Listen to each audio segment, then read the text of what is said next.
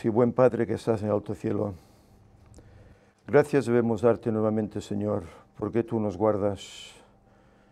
Tú durante el transcurso de esta semana nos has bendecido, nos has dado vida, nos has dado salud y nos das este tiempo sagrado, las horas de tu día, de tu santo sábado, en el cual poder estar aquí reunidos con otros hermanos para alabar tu nombre. Te agradecemos por la presencia que tenemos aquí, de hermanos que nos visitan de otros lugares.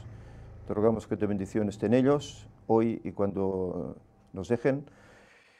Y también, Señor, te agradecemos porque sabemos que tú nos escuchas. Tú nos llamaste a tu luz y tú nos das un mensaje para que hoy se comparta, para que otros puedan verlo, oírlo, abrir los ojos, seguirte. Sabemos que tu venida está próxima y te rogamos que nos ayudes para que nos preparemos para ello y también lo comuniquemos a aquellos que no lo saben. Que tu Espíritu, Señor, quede aquí con nosotros, que Él nos dé tu paz, tu bendición y que todo lo que aquí hagamos sea para alabar tu nombre. También te rogamos por los hermanos que tal vez están por el camino, los que tal vez no puedan venir por diferentes motivos, que en paz se encuentren contigo, Señor, y en espíritu en tu día santo. Todo ello, Señor, te lo suplicamos en el bendito nombre de Jesús. Amén. Bien, bienvenidos pues todos los que estáis reunidos acá. Nos congratula pues tener aquí entre nosotros hermanos que vienen de lejos. Algunos tan lejos como de Turquía, ¿verdad? Que llevan ya unos años aquí en España. Otros que vienen de Ucrania, ¿eres? ¿Miguel? ¿No? ¿Ruso? Ruso. Nos llegan hermanos, ya ves, de muchos lugares del mundo. Algunos de ellos ya llevan un tiempo aquí en España, aunque no residen aquí con nosotros, sino que han venido de lugares distantes de España. Y también, pues bueno, los hermanos de Vic, Luis y Ana, que ellos también hacen el esfuerzo de poder estar con nosotros regularmente, puesto que la distancia también es considerable. Eso nos congratula y los unos a los otros nos anima, ¿verdad?, poder estar juntos. Bien, también deseo saludar a todos nuestros hermanos y amigos que están conectados en el Internet, puesto que, como sabéis, emitimos normalmente en directo y hay muchos hermanos que nos siguen desde diferentes puntos del mundo.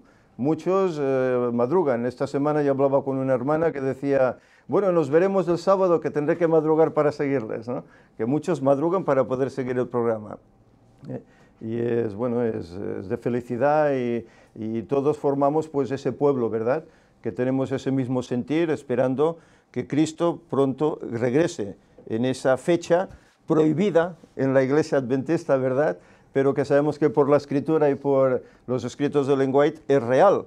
Nos demuestran en estos dos aspectos que los 6.000 años concluyen en 2031 y que Cristo va a venir entonces, no hay más, ni vendrá después ni vendrá antes. Que no hay quien asevera que es que los días serán acortados, sí, pero no los días proféticos. El término es exacto, es matemático.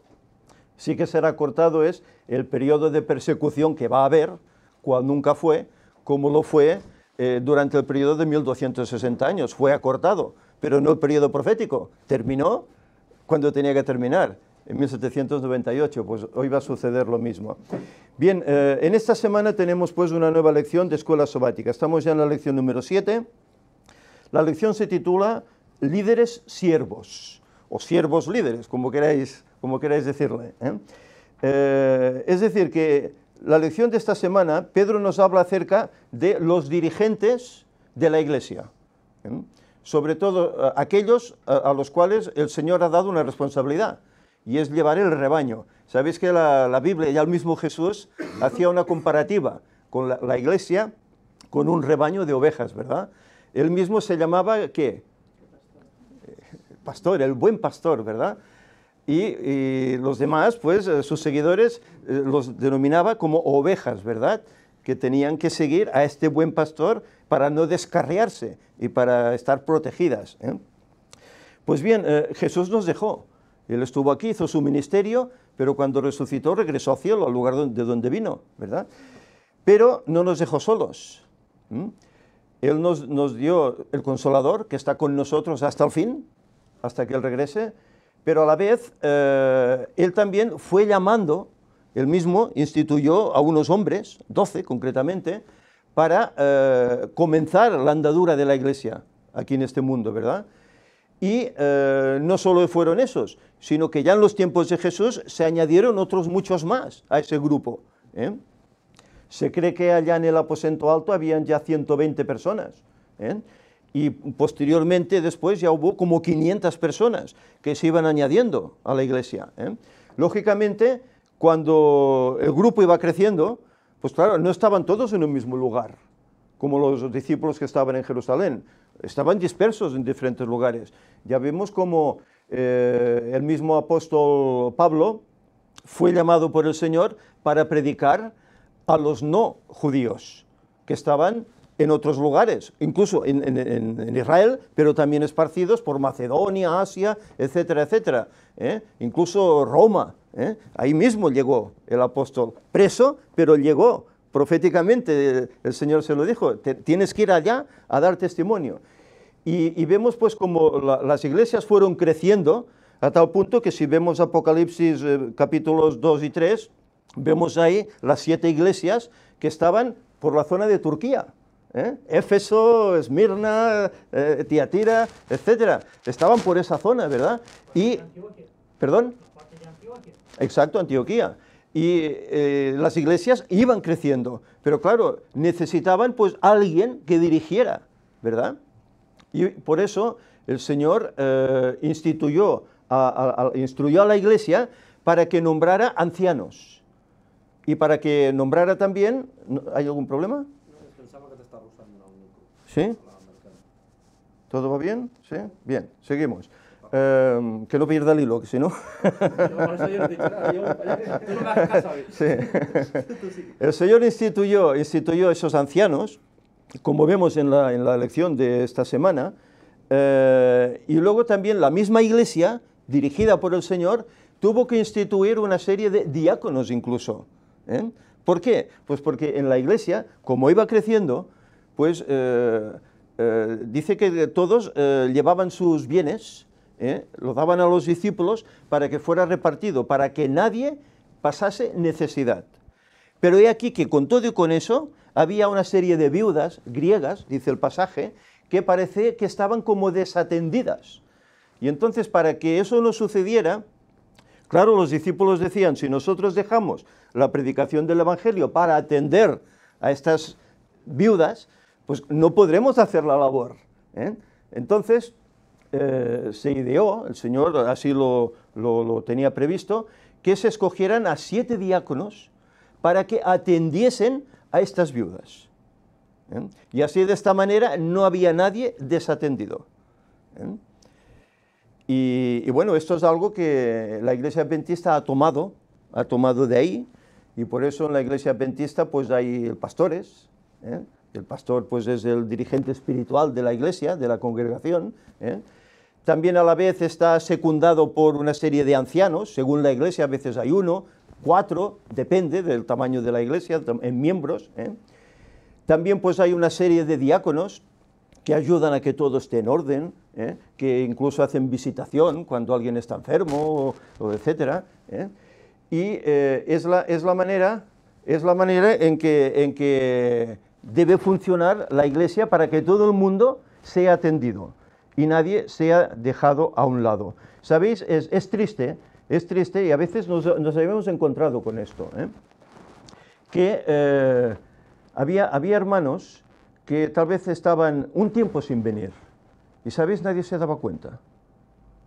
Nadie se daba cuenta.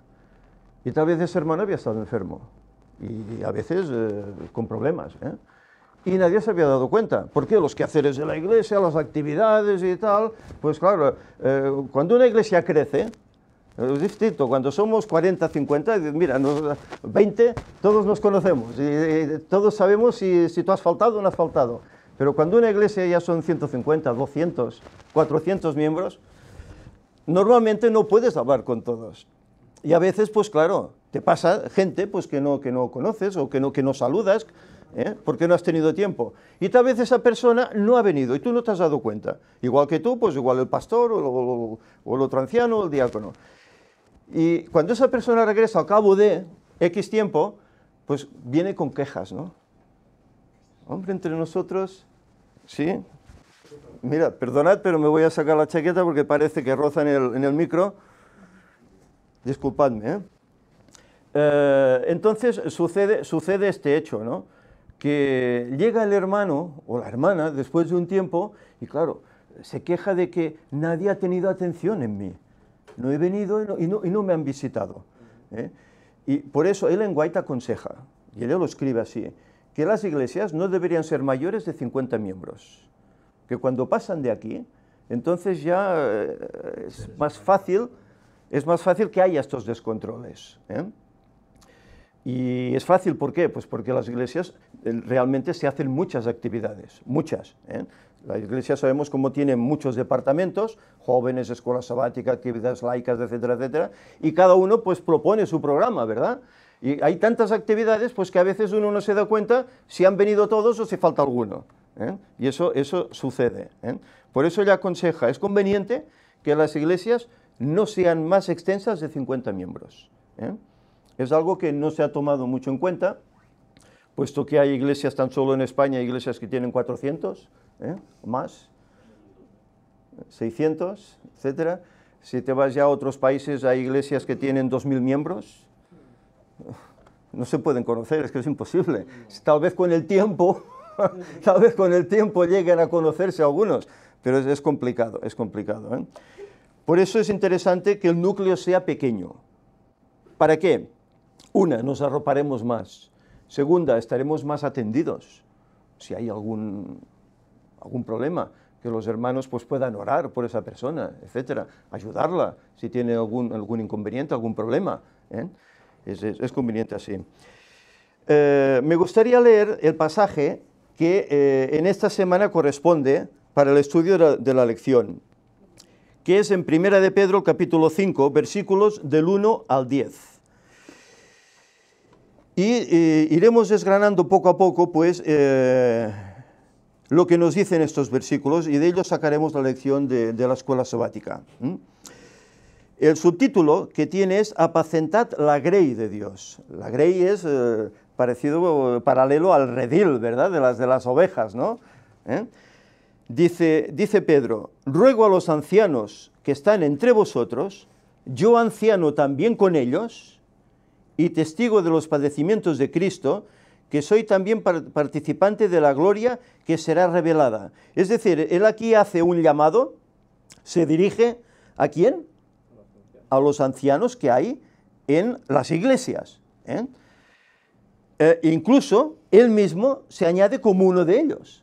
Se añade como un anciano, y era un apóstol, pero se añade como un anciano también. Participante, dice, de la gloria que será revelada. Luego dice, apacentad la grey de Dios, que está entre vosotros, cuidando de ella, no por fuerza, sino voluntariamente, no por ganancia deshonesta, sino con ánimo pronto. ¿Qué demuestra esto? Que la iglesia de Dios no es una empresa.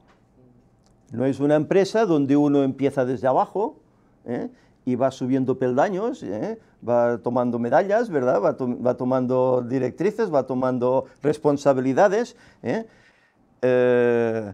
Diríamos que el paralelismo es parecido, que claro, cuando un hermano conoce la fe, pues se añade a la iglesia, ¿verdad? Se bautiza, comienza, pues, como ha nacido de nuevo, pues se le considera pues como un bebé, un recién nacido, ¿verdad? Pero esa persona, ¿qué pasará con ella? Pues poco a poco irá aprendiendo de la Biblia, a través de la escuela sabática, a través del estudio de la palabra de Dios, irá aprendiendo a través de los hermanos, que tal vez tienen más experiencia, ¿verdad? Y poco a poco pues irá adquiriendo esa experiencia y irá progresando, hasta que llegará pues un momento en el cual él también será, por así decir, instructor de aquellos que vendrán como él vino en una ocasión, ¿verdad? Pero todo se hace de forma desinteresada y por amor a esos que van llegando, ¿verdad?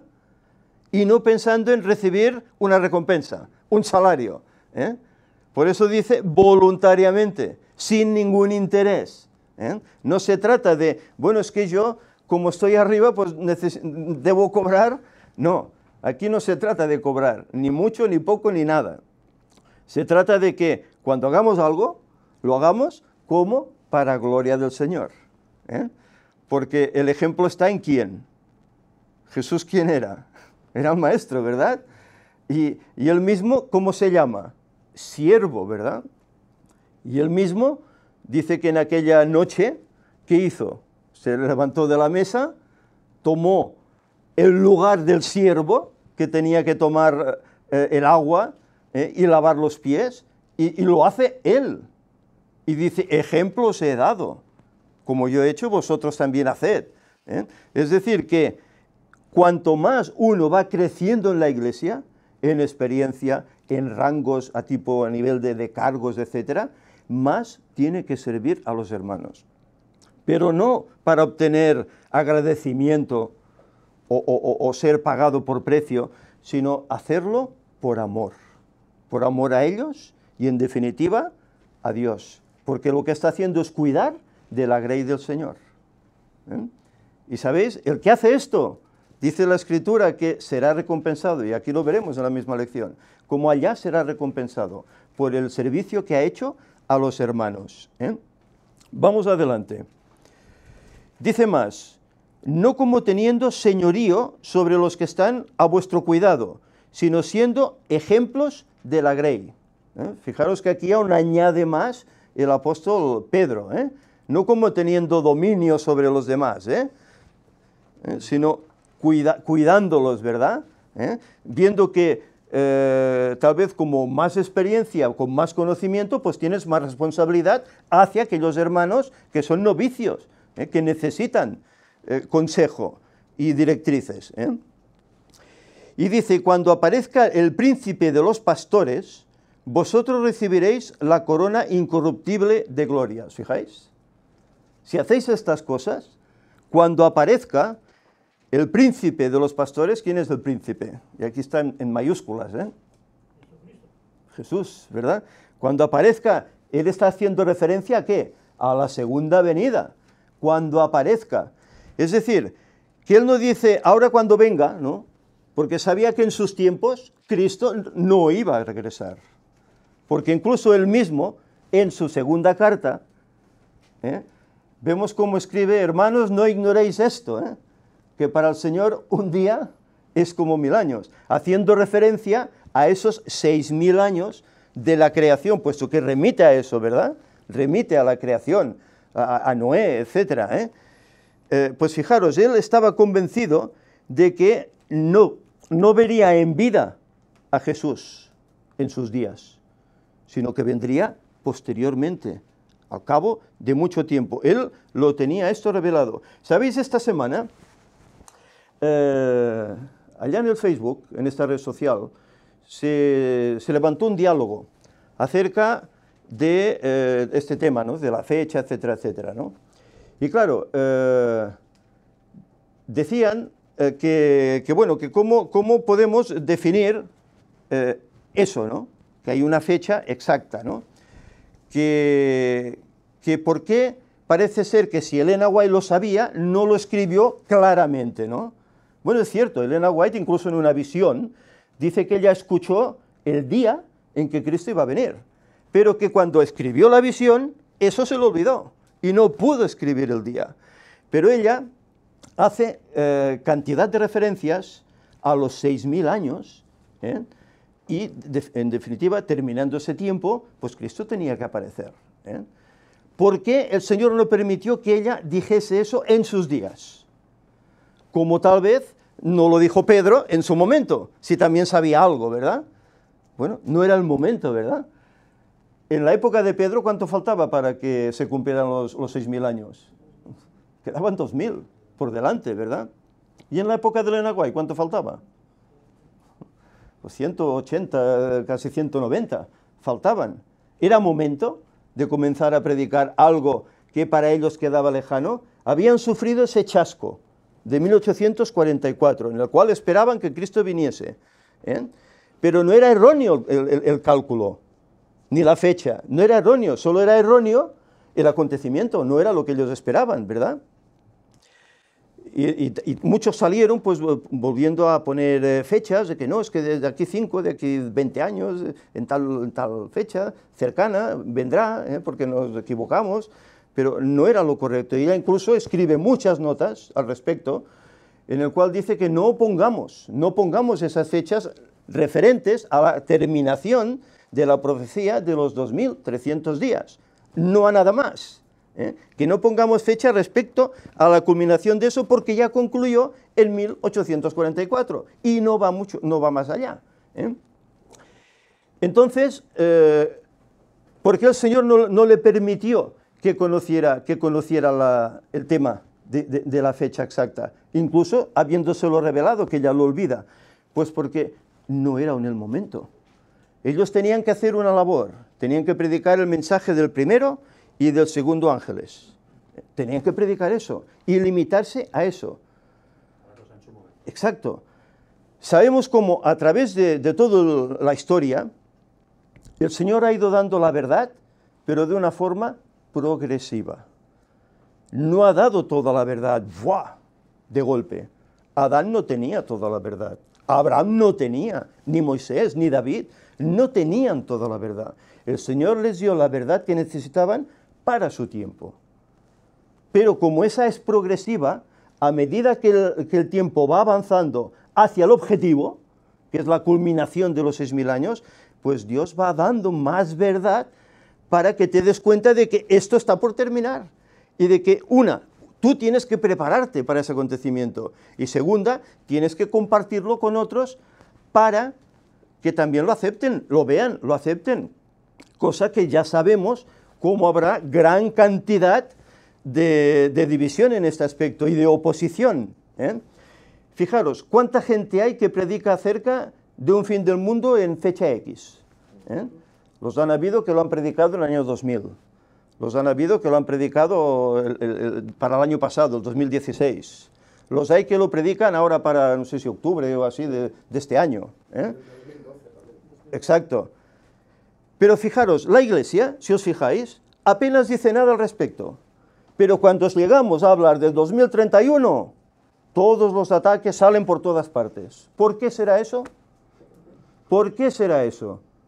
Se habla del 2012, no pasa nada. Se habla del 2016, no pasa nada. Pero se habla del 2031, ataques por todas partes. ¿Por qué será eso? ¿No será que tal vez esta es la correcta? Y no es tal vez, es seguro que esta es la correcta. Nos lo evidencia la palabra de Dios y nos lo evidencia el espíritu de profecía, ¿verdad?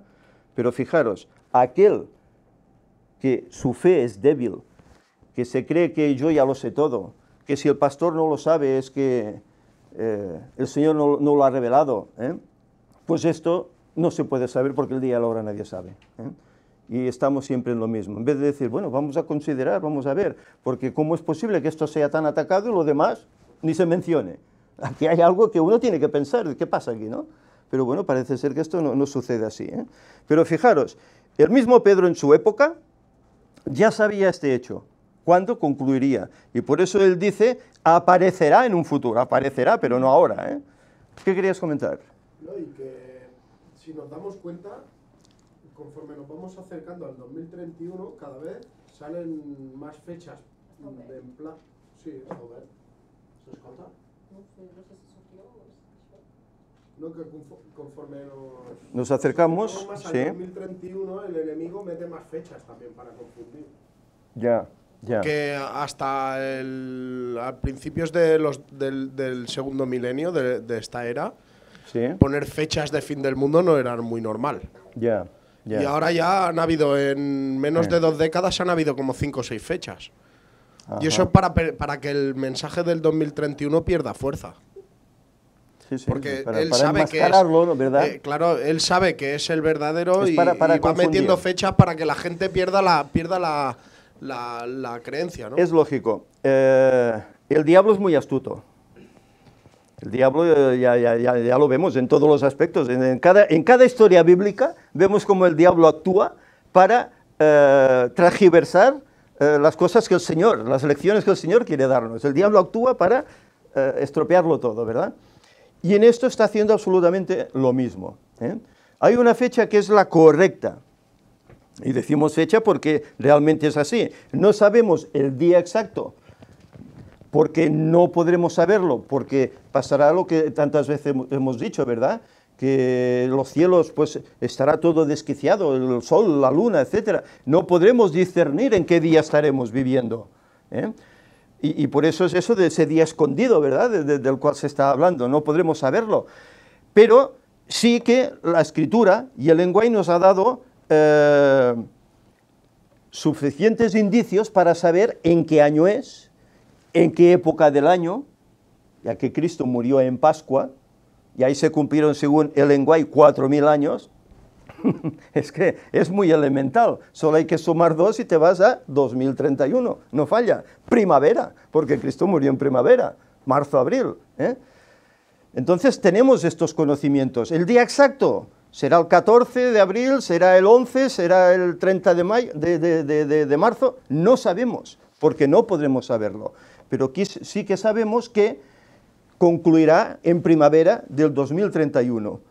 Y más, por la Escritura sabemos que en sábado obtendréis descanso, dice Isaías. Es decir, que Cristo vendrá en un sábado, en su día, ¿eh? Esto sí que podemos saberlo, pero ¿cuál sábado será? ¿El primero, segundo, el tercero o cuarto del mes? No podremos saberlo, ¿eh? Y estas son las directrices, pues, que el Señor nos ha dejado. Pero el diablo, como esto lo tiene tan claro, ¿qué hace? En primer lugar, réplica. Hace réplica, porque entre series de dibujos animados, entre trabajos del ecumenismo, que si el proyecto del nuevo orden mundial para el 2030, milenio de paz. En 2030, fijaros, ¿eh? Tantas cosas relacionadas con esa fecha, por esos alrededores, que dices, qué importante debe ser 2031 para que salgan tantas cosas que quieran esconderlo, que quieran ridiculizarlo. Y los hermanos no se dan cuenta. Esto es lo triste. No se dan cuenta. Adelante, hermano. Muy buenos días y feliz sábado a todos nuevamente. Gracias, ¿no? igualmente, hermano. Mira, mi comentario es el siguiente, que creo que es muy importante. Si nos escuchan varios hermanos en la línea de internet o lo que sea, pues mi pregunta es siguiente, que es muy importante para mí. En la última reunión, perdónenme que no hablo muy bien castellano, Sí, lo ¿no? entendemos perfectamente. Hago toda la Se fuerza. esfuerza mucho. Sí. Entonces, en una de las últimas reuniones de la Conferencia General de la Iglesia Grande, estuve un hermano que era un hermano muy nuestro, se llama David Gates. En este caso, él estuve expulsado de la Iglesia Adventista por el tema que predicaba que Cristo viene matemáticamente y bíblicamente y proféticamente claramente en el año 2031. Ha pasado tiempo y él ha cambiado su versión. Entonces, pues que no tenemos que equivocarnos. ¿Cuál es el motivo? Se lo sabemos, pero ya no siguen esto. ¿Cuál es el motivo? Bueno, porque pues, él cuando salió estuve sí, expulsado porque predica que el Cristo viene. Bueno, la segunda venida del Cristo es en 2031, ¿no? bíblicamente, proféticamente y matemáticamente. Y ahora ha cambiado, un poco. Y ahora bueno, dice pues, este hecho, que los tiempos serán acortados y que Cristo vendrá antes. Eso es. Como otros pues, hermanos que también aseveraban lo mismo, pero el tiempo será acortado y Él vendrá que no antes. tenemos que equivocarnos cuál Exacto. es el motivo. Gracias. Bueno, él es un pastor de masas, él viaja mucho, tiene muchas misiones, incluso a su cargo. Es un hombre pues, que tiene mucha presión, ¿no? Tiene muchas presiones, y es posible pues, que haya sido presionado para eso, ¿no? Para que cambie un poco ese mensaje, ¿eh? Es posible. También hay otros, Duke Buckler, por ejemplo, él ha hablado sobre los 6000 años. No ha dicho abiertamente aún, que Cristo vaya a venir en 2031. No lo ha dicho abiertamente, pero él dice que sí, que en 2031 terminan los 6.000 años, terminan. Con la verdad no se puede negociar, ¿no? Bueno, pero son hermanos que están allá arriba, aunque tengan ministerios como este, él tiene un ministerio propio, ¿no? Pero, quieras o no, pues reciben presiones, y entonces, pues para no tener problemas, pues dan un mensaje, pero a medias, no lo dan todo abierto, todo descubierto, sino que tal vez esconden algún detalle, ¿no? Para no tener estos problemas. Claro, los que tal vez hemos sido más temerarios, por así decir, tal vez, bueno, el Señor lo ha permitido así, ya estamos viendo cómo el mensaje tenía que salir de España, el último mensaje para este mundo, y de España está saliendo, se acepte o no se acepte, es así, ¿verdad? Y bueno, el Señor dice que el cristiano no debe ni comprarse ni venderse, ¿no? Tiene que ir con la verdad hasta el final, a pesar de las consecuencias que ello conlleve. Bueno, hay hermanos pues que por sus cargos, por lo que sea, pues no lo ven así, prefieren retraerse, esconder parte de ese mensaje para no tener esos problemas. Bueno, hablamos con Víctor, ¿cuántos problemas no ha tenido él? Tanto escritos como verbales, como allá donde ha estado de visita, etcétera. Personalmente, bueno, sabéis que tengo unos blogs en los cuales participo y hablo de estas cosas, ¿verdad?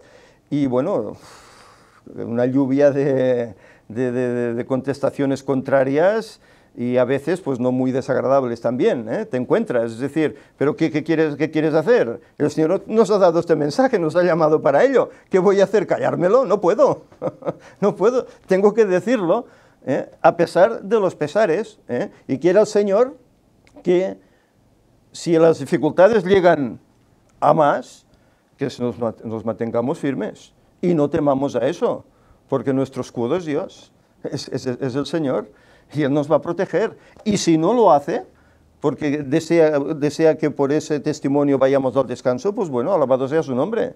Pero sé que cuando nos levantemos, le veremos venir. Y nos dirá, bien, buen siervo y fiel, entra en el gozo de tu Señor. Pues por eso no podemos esconder si sabemos eso. Y lo triste es que hay hermanos, pues como David, como Bakelor y otros que hay, ¿verdad?, que esconden parte que es lo crucial, ¿no? Esconden lo crucial de este mensaje. Sí, Ángel. Sí, quería comentar que parte de lo que está sucediendo tiene que ver con lo que has leído antes, de no por ganancia deshonesta. Ya. ¿Qué consideramos ganancia deshonesta? Se supone que el dinero que se da en los diezmos es para mantener a los pastores, no para construir grandes edificios y luego echar a pastores. Por lo tanto, el dinero que se recibe de la Iglesia o en la Iglesia, parte viene de subvenciones del Estado por ser Iglesia propia, Iglesia oficial. Entonces, ¿hasta qué punto es ganancia deshonesta? Dejo la pregunta en el aire. Y luego leer los versículos que nos da la lección del lunes, porque realmente creo que son muy reveladores. Cuando habla en Jeremías 10:21 o Ezequiel 34 del 8 al 10, Zacarías 11:17, un resumen así rápido. Mirad, por ejemplo, Jeremías 10:21. Sí, de los falsos pastores, ¿no? Los pastores que no guían a la grey, ¿no? Exacto. Aquí yo creo que está la clave. Sí. O sea, si nosotros sabemos que el 2031 es el año de la venida de Cristo, en primavera, en Pascua, si sabemos eso, y es verdad presente, todo lo que no sea eso es mentira. Por lo tanto, si no se predica eso, ¿qué pastores somos? ¿El fiel o el infiel? Porque fíjate lo que dice el infiel. 10:21, Jeremías, pastores, los pastores que hizo, 10:21. Vamos a leerlo, porque es que... Porque los pastores se infatuaron y no buscaron a Jehová. Por tanto, no prosperaron y todo su ganado se esparció, o todo su rebaño fue dispersado. Sí, sí, sí. Dice, Sí. y además, ¿en qué contexto lo está diciendo? Fijaros que Jeremías estaba avisando durante todos sus capítulos de que vendría un ejército del norte a destruirlos. Sí, sí, la destrucción de Jerusalén, sí, sí. De Babilonia. Babilonia vendría y estarían 70 años cautivos, 70. Y vendría un reino del norte, que dice de gente robusta, de la lejanía, cuyas lenguas no entenderían. Fijaros cómo hay un paralelismo con ese, también en el tiempo final. ¿Qué pasará con esa Jerusalén infatuada?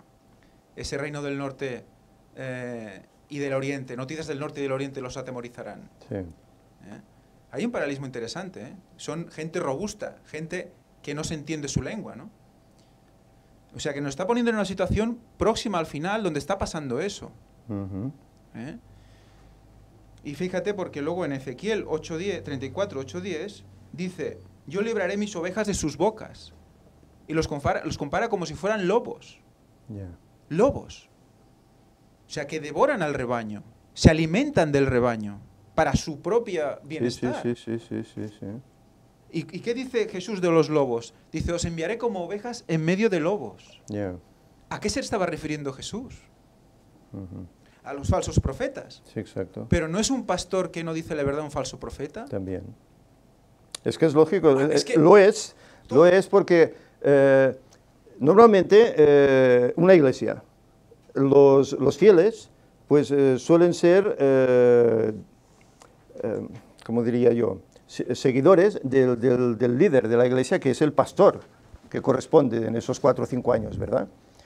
Claro, lo que el pastor normalmente dice, pues eso es palabra de Dios, ¿no?, para todos, salvo tal vez alguno que razona por sí mismo, dice, cuidado, lo que ha dicho el pastor, no estoy de acuerdo, porque es contrario a lo que dice la palabra de Dios, contrario a lo que dice el espíritu de profecía, pero por regla general, los fieles de la iglesia, pues el pastor ha dicho esto, pues es esto, y lo acepta. Claro, si el pastor no te da el mensaje que toca, como hoy está sucediendo, hoy no se habla acerca de profecías, bueno, sí se tocan profecías, se tocan, pero según cuáles. Apocalipsis 13 no se toca, porque claro, si hablas de eso, pues tienes que hablar del Vaticano, tienes que hablar de Estados Unidos, tienes que hablar del papel que están haciendo, de lo que van a llevar a término, y cuidado, no podemos ahora, porque claro, hay unos pactos, y hay que estar a bien con ellos, no puedes hablar mal de la gente, porque incluso hasta te pueden demandar, etcétera, etcétera, ¿no? Entonces, ¿qué pasa? El feligrés, pues queda cegado, queda engañado, porque no le dan todo el mensaje que necesita. Entonces se basa el mensaje en esto de, bueno, nos llevamos bien, nos amamos, ¿verdad?, estamos unidos, y todos felices. Y vamos a la iglesia, hemos oído un mensaje light, que ni te va, ni te viene, pero bueno, cómodo, ¿verdad? Y sales, pues no sé, ¿cómo has llegado? En vez de recibir alimento, en vez de recibir algo que te toque, algo que te despierte, ostras, pues sí, pues yo como cristiano adventista, pues mi deber es comunicar, compartir. Pues no, has llegado allí como si hubieses ido, no sé, a un club, has pasado un rato, ¿verdad? Hola, hola, ¿cómo estás? Muy bien, pues hasta el sábado que viene. Y nos vamos. Con el engaño que hay en el mundo, se debe de poder... ¿Está abierto? Con el engaño que hay en el mundo, que es tan fuerte y tan grande, a la vez se debería de contrarrestar con una verdad total, ¿no? Diciendo la verdad total. Claro. Porque es que si no te quedas a Claro, medias. pero es que el problema, hermano, es que cuando no estás por las cosas que suceden en el mundo y lo relacionas con lo escrito en la palabra de Dios, no sabes en qué tiempo vives, no sabes. Entonces, ¿qué dices? Bueno, es que sí, Cristo vendrá, pero ya vendrá. Antes se decía que la venida era ya, era inminente, ¿no? Bueno, ahora se dice bueno, que ya vendrá, sí, pero ya vendrá, cuando toque. Pueden pasar, pues según ellos, pues no sé, 100 años, 500 años más. Esa inminencia ya se ha dejado a un lado, ¿verdad? Es lo triste. Por lo tanto, el mensaje va acorde pues, con ese pensamiento. Como él ya va a tardar tanto, pues bueno, vivamos la vida, hagamos cosas que vayamos pasando el tiempo, ¿verdad? Y así la iglesia no se edifica. No se edifica. Y el problema es que la calidad de los miembros es escasa. Es escasa porque no hay conocimiento de la palabra de Dios. Y tal vez cuando oyen algo que les llama la atención en otro lugar, pues abandonarán la iglesia y se irán allí. ¿Cuántos bautismos hay a veces en una gran predicación de masas? Cientos, a veces miles. Pero al cabo de unos días han desaparecido. Han desaparecido. Aquel momento de euforia se ha desvanecido. Porque no hay un mensaje que te motive, que diga, que esto se termina, que yo tengo que estar dispuesto, santificándome para encontrarme con el Señor, para compartir con los demás que aún no saben. No hay esa motivación. Entonces, ejercemos un cristianismo light, y vamos por la vida y ni decimos que somos cristianos, ni decimos lo que creemos, ni decimos que esperamos que Cristo regrese, y nos ven como los demás. Incluso participamos en actividades que no tocan como cristianos. Y es así. ¿Querías comentar algo más? Sí, fíjate cómo Satanás juega con los extremos que se retroalimentan. Por un lado, crea mensajes lisonjeros dentro de la iglesia oficial, y por el otro lado crea mensajes alarmistas fuera de la iglesia oficial. Yeah. Entonces, es uno, o sea, alimenta al otro. Y cuando no estás dentro, te meten en los grupos de los alarmistas. Yeah. Si estás fuera... bueno, eso lo hemos vivido mucho tiempo. Eso. Exacto. Entonces, claro, la verdad es el equilibrio. Por tristeza, pero sí, sí. La verdad es la verdad. Y ya está. Y Satanás está intentando estirar hacia un lado y hacia el otro. Y además se retroalimentan. Es como los partidos políticos. La extrema derecha alimenta a la extrema izquierda. Sí, siempre estamos igual. Seguimos adelante con estos pasajes. El versículo 5 nos dice, igualmente jóvenes, estad sujetos a los ancianos, y todos sumisos unos a otros, revestidos de humildad, porque Dios resiste a los soberbios y da gracia a los humildes. Es decir, jóvenes, ¿a quién se está refiriendo? Bueno, se está refiriendo a los más inexpertos, ¿verdad? Que tienen que estar sujetos a los que son pues dirigentes, a los que son ancianos, etcétera, para que les instruyan, les ayuden, pero dice que además revestidos de humildad. Humildad. Claro, la palabra humilde, pues hoy en día se entiende humildad como aquel pues que es pobre, ¿verdad? Que no tiene un estatus, que es cortito, este es un humilde, ¿no? Pero no, la humildad que enseña la Biblia es humildad interior, humildad de mente, humildad de corazón. No verte más, aunque tú tengas grandes títulos o grande sabiduría, no verte más que los demás, sino ver que todo eso el Señor lo ha puesto a tu servicio, te lo ha dado a ti, para que ayudes a los demás, al grupo, a los hermanos, a la iglesia, para que ayudes. Es esa la humildad que el Señor demanda y que Pedro aquí nos está hablando. Dice, Dios resiste a los soberbios, pero da gracia a los humildes. Él no buscó eso cuando vino, buscó eso, buscó gente humilde en su vida cotidiana, en sus tareas, etcétera, sencillos, ¿verdad? A pesar de que tenían prejuicios, de que tenían sus ideas preconcebidas, a pesar de que tenían su mal carácter, pero el Señor los escoge porque sabía que los podía pulir y los podía preparar para ser idóneos para esa labor. Si no, fijaros lo que está escribiendo Pedro, aquel hombre impetuoso, temerario, y fijaros qué cosas más bellas está escribiendo, porque en él se ha obrado ese cambio, esa humildad. Él es, por así decir, el primer dirigente de la iglesia, porque el Señor le dijo, apacienta mis ovejas, se lo dijo a él, no se lo dijo a Juan, ni se lo dijo a otro, a él, apacienta mis corderos.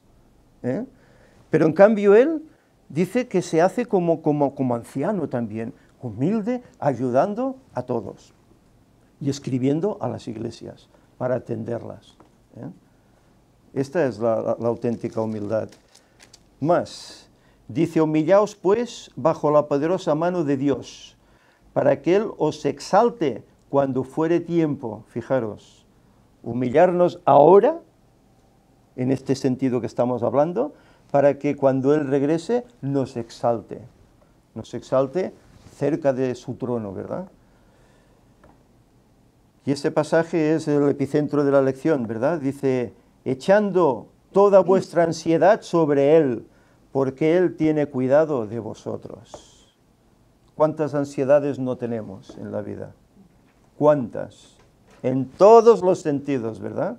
Inseguridad, económica, laboral, de salud, inseguridad en todos los aspectos, ¿verdad? Y aún nosotros podemos dar gracias que estamos aún en un país que dentro de lo que cabe estamos tranquilos y las cosas van relativamente en paz y bien, ¿eh? De momento, ¿eh? Pero cuando vemos lugares, ¿verdad?, donde hay tantos problemas, donde los cristianos padecen, incluso son martirizados por su fe, estén en lo correcto o no, pero son cristianos, ¿verdad? Y son martirizados por su fe, dices, caramba, hay ansiedad en este mundo, hay ansiedad, no hay seguridad, y la única seguridad la tenemos en Cristo, es que no es otra, ¿verdad? Por eso dice, echar toda vuestra ansiedad sobre Él, porque Él os dará la firmeza para resistir en lo bueno y en lo malo, ¿eh? Y luego aquí Él encierra la clave del porqué de todas estas cosas. Versículo 8, sed sobrios y velad, porque vuestro adversario, el diablo, como león rugiente, anda alrededor buscando a quien devorar. Fijaros, y esto lo escribió hace 2000 años. ¿Cómo no estará el diablo hoy? Como león súper hambriento está, ¿eh? Intentando echarse encima del que pueda, ¿verdad? Para apartarlo del camino, para hacerlo perder. ¿Y cuánta gente no hay perdida en este mundo? Todas estas doctrinas que vienen del Oriente, ¿verdad? Estas meditaciones, estas doctrinas trascendentales que vienen de por allá, de los reikis y tantas cosas, ¿verdad? Que la gente ve en eso, la felicidad plena, etcétera, ¿eh? Y cómo son armas que está utilizando el diablo para engañarlos, para apoderarse de ellos, para devorarlos, ¿eh? Y más, emplea el engaño, pues cuando uno conoce el evangelio auténtico, no le pone trabas, en todos los sentidos, trabas con la familia, ¿verdad? Trabas por el sábado, tal vez en el trabajo, y tantas trabas, tentaciones diversas. Trabas contigo mismo. Exacto, con uno mismo, exacto, con uno mismo. ¿Qué no está haciendo y qué no hará aún en el tiempo que le queda aún? Está dando sus últimos coletazos, ¿eh? Dice, al cual resistid firmes en la fe, sabiendo que los mismos padecimientos se van cumpliendo en vuestros hermanos en todo el mundo. Y es así. ¿Qué cristiano es el que no ha tenido problemas de este aspecto? O problemas con la sociedad, o problemas con la tentación, como decíamos, hasta con uno mismo, ¿verdad? ¿Quién? ¿Quién no ha tenido esos problemas, verdad? Y dice que más el Dios de toda gracia, que nos llamó a su gloria eterna en Jesucristo, después que hayáis padecido un poco de tiempo, Él mismo os perfeccione, afirme, fortalezca y establezca. No hablábamos hace unos días sobre el fuego de la prueba, ¿verdad? En la lección, él lo mencionaba en el capítulo 4, ¿verdad? ¿Por qué? ¿Por qué tenemos que sufrir, no? Bueno, ¿qué hemos leído aquí en el versículo 8? El diablo, como es el león rugiente, anda buscando a quien devorar. Por lo tanto, no vamos a tener el camino allanado. Jesús ya lo dijo, entrad por la puerta estrecha, porque angosto es el camino que lleva a la salvación. El otro no, el otro es ancho, es fácil. Es donde van todos, ¿verdad? Pero el estrecho, aquel que hay que pasar de uno en uno, y que tiene, perdonad, y que tiene baches y agujeros y tantos problemas, y oscuridad, etcétera, ese es el que dice el Señor que tenemos que coger, porque al final se ve la luz. Cristo está ahí. Esa es una visión que tuvo Lenguay, ¿verdad? Ella veía aquel pueblo que andaba por aquel camino angosto, en cuesta, pero que al fondo había una luz, que era Cristo, que los estaba esperando en el cumplimiento profético de esos 6000 años. Estaba ahí esperándoles. Y esa luz les daba ánimos y les ayudaba a seguir adelante. Por eso es complicado ser cristiano, pero si lo ponemos todo en las manos de Cristo, Él nos sostiene y Él nos ayuda a seguir. El problema no es ser cristiano, el problema es ser un buen cristiano. Claro.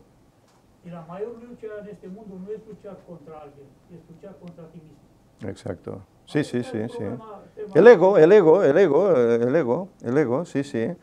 El problema es el ego. El hermano nos estaba diciendo que no solo ser cristiano, sino ser un buen cristiano, ¿eh? Que ese a veces es un objetivo a veces inalcanzable para muchos, ¿eh? Y que la lucha pues es personal, es contra nosotros mismos, ¿no? Y es así. Tenemos que corregir tantas cosas, ¿verdad? Que el Espíritu Santo nos tiene que ayudar a hacerlo, porque nosotros mismos es imposible que lo hagamos, ¿eh?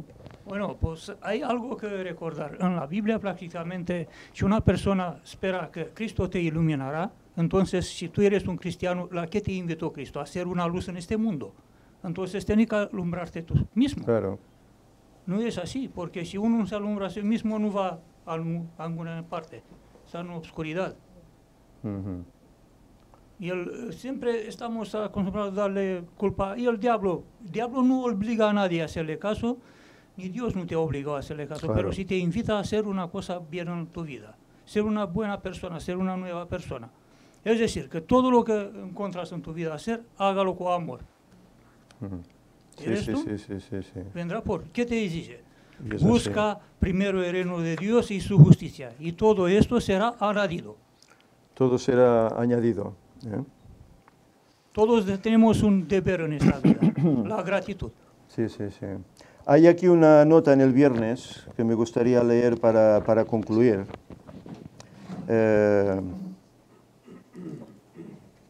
La humillación del hombre, Cristo Jesús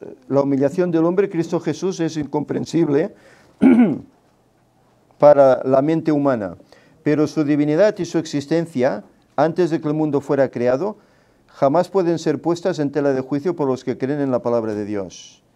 El apóstol Pablo nos habla de nuestro mediador, el Hijo unigénito de Dios, quien en su estado glorioso tenía la forma de Dios y era comandante de todas las huestes celestiales, y que no obstante, al revestir su divinidad de humanidad, tomó sobre sí la forma de siervo. Siendo quien era, el jefe de las huestes celestiales, el creador de todo, tomó la forma de siervo, dice. Debemos abrir nuestro entendimiento para comprender que Cristo dejó a un lado su manto real, su corona de rey, su elevado mando, y revistió su divinidad con humanidad, para poder encontrar al hombre donde estaba, y brindar a la familia humana el poder moral de convertirse en hijos e hijas de Dios. De eso no tenemos que hartarnos de dar gracias, porque aquí se demuestra el amor de Dios por nosotros, ¿no? Que estando perdidos, mereciendo ser destruidos por siempre, Él deja su divinidad, se viste como uno de nosotros, vive todos los problemas que nosotros tenemos en este mundo, como nosotros, ¿verdad? Y viene a hacer esa labor de entregar su vida como ese cordero en sacrificio con su sangre para redimirnos, para limpiarnos, para que podamos volver a tener acceso a la eternidad que se perdió. Adán era eterno. El Señor le dio la inmortalidad. Mientras obedeciera, era eterno, ¿verdad? Pero cuando entró el pecado, se acabó su eternidad. Pero esa eternidad es la que Cristo quiere volver a darnos.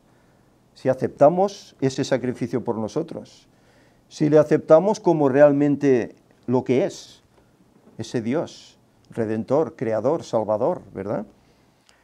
Y nos volverá a dar eso cuando venga de aquí a poquito tiempo, ¿eh?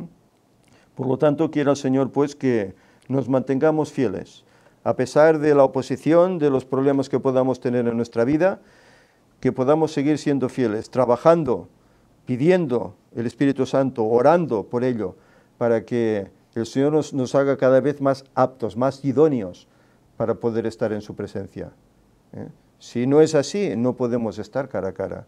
Ese fuego consumidor nos abrazará, si no somos idóneos para estar ante Él, como pasará con tantos muchos, que no le esperan, se mofan. Necesitamos tener esa comunión con Cristo, para asemejarnos a Él, tener su carácter, y ser moldeados para poder estar con Él. ¿Querías comentar algo, Ángel? Sí, que lo que comentabas, que debemos estar como fusionados. Él quiere estar fusionados con nosotros. y nosotros tendemos a querer ofrecerle solo lo bueno. Yeah. Y lo malo, como que si nos fuera a matar o algo, por decírselo, ¿no? Y él murió por todos nuestros pecados. Y su sangre fue pagó por todo lo nuestro. Por nuestros problemas, por nuestras enfermedades. Se lo quedó todo. O sea que el estar fusionado con Él, cuando sufrimos, Él sufre. Cuando tenemos un problema, Él ya lo ha pasado. Porque Él ya murió por todo lo que pasó y por lo que iba a pasar en el futuro de todos los cristianos. Sí. Y la verdad, hasta que no comprendes eso, ha de pasar algo en tu vida. Y bueno, yo la verdad es que tengo que hablar a nivel personal. Ha sido una semana dura. Llevo un mes y medio un poco chungo y por temas de trabajo y eso. Y la verdad es que hasta que no he leído el versículo de memorizar de esta semana... Echad toda vuestra ansiedad sobre Él. Digo, pero bueno, ¿no? Piensas, pero ¿hasta qué punto te lleva Satanás de olvidarlo todo hasta que no comprendes? Y porque piensas, ¿y cómo dejas esa ansiedad ahí, no? ¿Cómo la das? Sí. Bueno, pues comprendiendo que es suya. Sí. Es suya, o sea, es que es suya, la está sufriendo. Y Él ofrece eso, sufrirlo por ti. Es muy curioso, es una fusión, no es un Él está allí y yo estoy aquí y le doy algo a Él que está allí, no. Es que es fusión, ¿no? Sí, él se pone en ese problema, en tu vida se pone ahí. Claro, el Espíritu Santo está en nosotros, entonces Dios está ahí, ¿no? Claro. Que tenemos un gran Dios, desde luego. Dios que... Él vivió nuestras penalidades y nos entiende. Nos entiende porque no lo ve desde arriba. Él lo vio en sus carnes, estando aquí. Nos entiende. Él sabe el prejuicio del pecado sobre el ser humano, lo sabe. Por eso nos tiende esa mano, ¿verdad? Esa seguridad. Solo nos queda es ir a Él. Porque si no, por nosotros es imposible. Aunque queramos, no podremos. Todo es ponerlo todo a sus pies para que Él dirija. Él haga lo mejor en nuestras vidas. Quiera el Señor que así lo hagamos. Y que seamos tal vez dirigentes o no, pero que todos vivamos esa humildad. Compartamos entre todos. Nos apoyemos entre todos. Nos ayudemos, oremos. Porque en definitiva todos viajamos en el mismo barco. Todos viajamos el mismo viaje hacia esa Canaán celestial, hacia ese encuentro. Y debemos apoyarnos. Tengamos más experiencia, más conocimiento o menos, tenemos que apoyarnos y viajar juntos. Que el Señor nos ayude en ese aspecto. Vamos a finalizar, lo haremos con una oración.